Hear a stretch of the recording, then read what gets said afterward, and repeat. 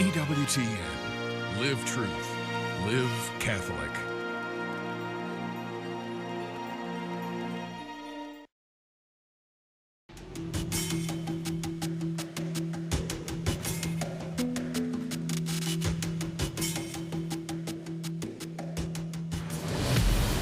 Evident destructive effects.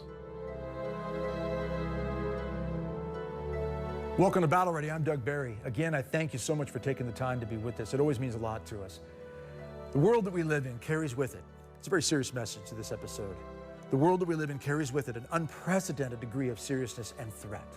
As we tape this show right now, there is talk of World War III. We see the rise of the use of weapons that could destroy and slaughter millions in an instant. We've never had that before. We have never seen the attack on life through the evil of abortion that we've seen unfold in the last several decades.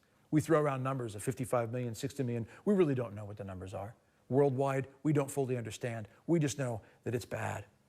We have seen an acceptance and a coexistence with evil and sin, such as the use of contraception, which is rarely talked about anymore.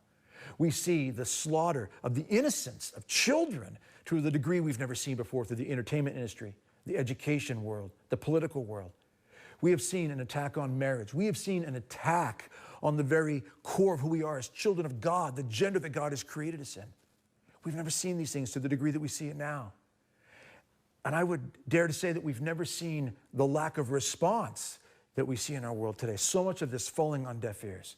In the last 100 years alone, look how clear God has made it to us through supernatural encounters with heaven. And I speak primarily of the church-approved Marian apparitions such as Fatima, Akita, Japan, and Rwanda. Look at what our Lord has said through these messages that the Blessed Mother, who He sent to the world, look at what He has said to us. The urgent call for conversion. Look at the prophetic voices He has given us. St. Faustina to Archbishop Fulton Sheen to St. John Paul II, Pope Benedict XVI, Mother Angelica, St. Mother Teresa. Look at these voices and others that God has given to us to remind us and tell us of His urgency for our conversion. And yet it falls on many deaf ears. Why is that? Archbishop Fulton Sheen said back in 1942 that one of the reasons that men have a hard time acknowledging the wicked days that they live in is man doesn't want to acknowledge that he's living in wicked days. He also says that another reason is self-accusation is an important part of acknowledging your dark times. Self-accusation, looking in the mirror, pointing the finger at the self. How do I fit into this equation? Where am I giving into sin? But in these last 100 years, God has also made abundantly clear through these messages of Our Lady and through those prophetic voices that there is hope.